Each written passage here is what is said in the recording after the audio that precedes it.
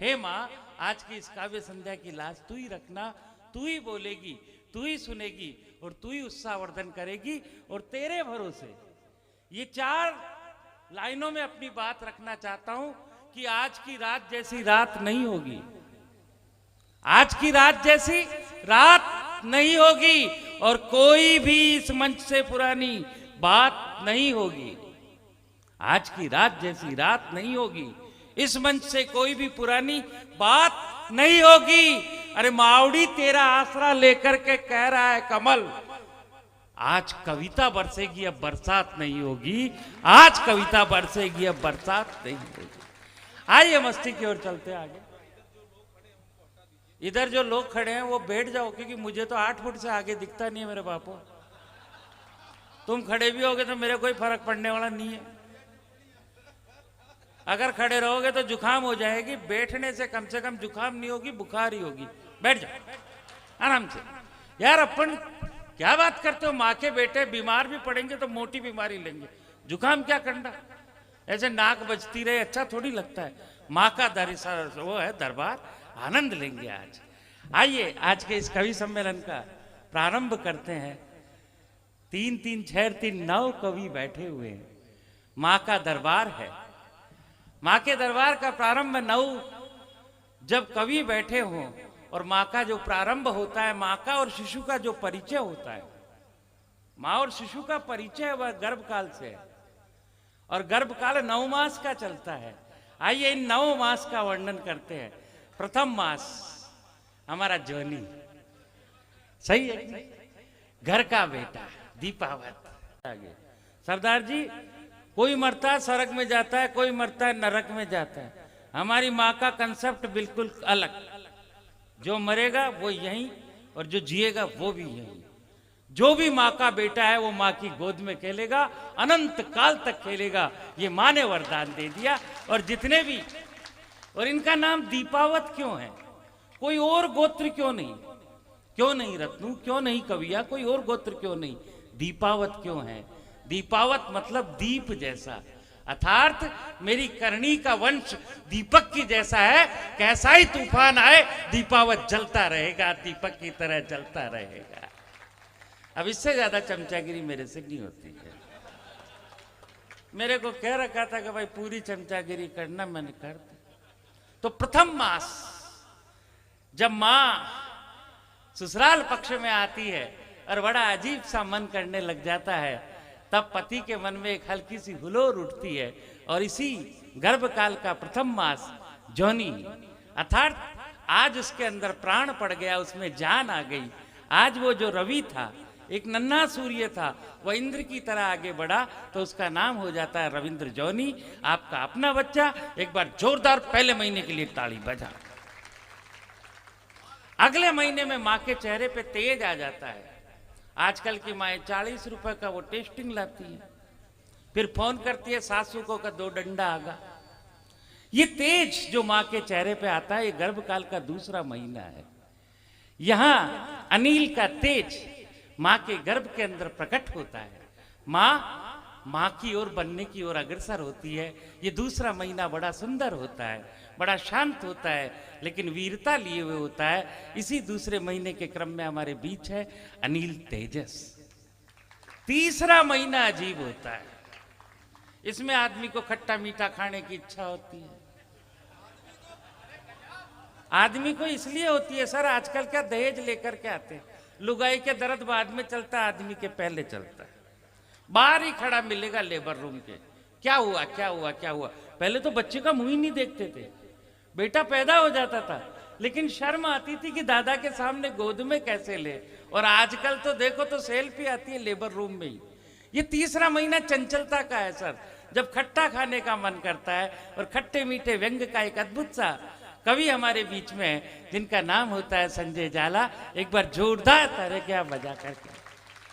चौथा महीना शांति से गुजर जाता है।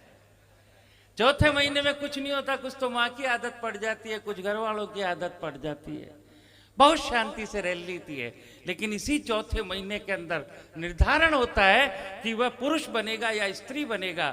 यही निर्धारण होता है कि वह ओज की ओर बढ़ेगा या हास्य की ओर बढ़ेगा। यही निर्धारण होता है कि वो देश का निर्माण करेगा या देश का विनाश करेगा। उस चौथे महीने को, जिसमें सृष्टि का विकास निर्भर करता है, आज के इस कवि सम्मेलन का आधार भी वही चतुर्थ मास हमारे बीच में है, जगदीश सोलंकी जी के रूप में। एक बार जोरदार तालियां बजा। 5वें महीने में नाटक तैयार हो जाता है, माँ सरदार हो जाती है, यानी कि सरदार हो जाती है। और सरदार होते ही माँ के चेहरे पर जो प्रताप आता है, प्रताप का मतलब वो घर का काम करना बंद कर देती है। डॉक्टर बेड रेस्ट बता देता है। बेड रेस्ट से जो परिणाम होते हैं, बिल्कुल आनंद के परिणाम, आराम के परिणाम, वो होते हैं सरदार प्रताप फौजदार। एक बार जोरदार तालियां बजाए आप। ये 5वां महीना है। 6ठा महीना अद्भुत है, क्योंकि मेरी माँ भी अपने पिता की 6ठी संतान थी, ऐसा कहते हैं। और अद्भुत माँ थी। और हमारे यहाँ भी आज माँ के स्वरूप के रूप में आदमियों की ऐश्वर्या राय को हम लाए हैं। मतलब आज तक आपने सुंदर स्त्रियां देखी होगी, लेकिन सुंदर पुरुष जो शरीर से भी सुंदर है, कंठ से भी सुंदर है, हमारे बीच उन्नाव की धरती से आता है, जिसके गीतों को कॉलेज का हर लड़का गुनगुनाता है। नाम होता है गजेंद्र प्रियांशु। एक बार जोरदार तालियों से आप स्वागत करें। 12 बंकी से हैं। 13 बंकी से होते तो हमारा क्या बिगड़ता, बरसात आ रही है। और ये तो बढ़िया 12 बंकी से है। हमारे राजस्थान में तो कहीं 8-8 मंकी से। तो बंकी इज बेटर देन मंकी, इससे पता लगेगा मुझे अंग्रेजी भी आती है। उसके बाद 7वां महीना होता है। कुछ बच्चे जल्दीबाजी में होते हैं जो 7वें में ही पैदा हो जाते हैं, ऐसों को सतमाशा भी कहते हैं। सही नहीं है? अद्भुत है। और इनका नाम होता है, हमारा साथ है श्रेणीदान जी। हमारे को इन कवि जी का नाम बताओ, हमें पता नहीं, लिस्ट वाला तो नाम आ गया। अच्छा, श्रेणीदान जी है हमारे बीच में। श्रेणीदान जी चारण के लिए एक बार जोरदार आप ताली बजाए। 8वें महीने का आइटम अभी आया नहीं, वो गोद पूजन के बाद आएगी। बहन महक भारती, एक बार उनके लिए भी तालियां बजाओ। और जब पूरे 8 महीने के टीके ठीक ठाक लग जाते हैं, तो 9वें महीने में मेरे जैसा सुंदर सा बच्चा पैदा होता है, जिसका नाम कमल मनोहर होता है। ये सारी व्यवस्थाएं होती हैं। और ये जो 7वां महीना बीच में था, ये हमारे आज के अध्यक्ष हैं, चेयरमैन हैं। पर्सनालिटी से तो बड़े आदमी लग रहे हैं, बाकी राम जाने, देखो मैं जानता नहीं, पर ऐसा होना चाहिए। आपकी कसम, मेरे को तो फायदा ये कि आप ही दिख रहे हो। छोटे मोटे आइटम तो मुझे नजर ही नहीं आते हैं। एक बार जोरदार बॉस के लिए आप लोग तालियां बजाएं। आइए, इन सब मस्तियों के बीच पूरी रात मस्ती लेंगे, आनंद करेंगे, क्योंकि आज का मंच बड़ा दुविधा में है सर। आज के मंच से ज्यादा समृद्ध आज के श्रोता है सर। आपको सही बताएं, हम कवि हैं, बस इसका कविता केवल कारण है। हम कवि हैं, बस इसका कविता केवल कारण है।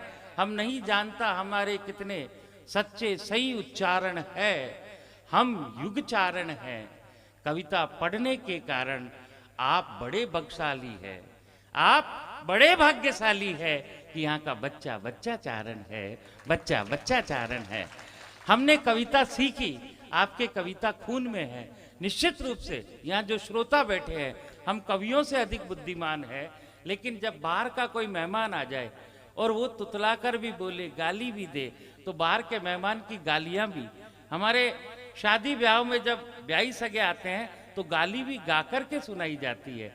निश्चित रूप से हमारा ज्ञान और श्रोताओं की तुलना में आपका ज्ञान से बहुत कम है, पर फर्क इतना है कि हम बाहर से आए हैं, तो माँ की लाज रख लीजिए, तो माँ को पेमेंट भी पक जावा आराम।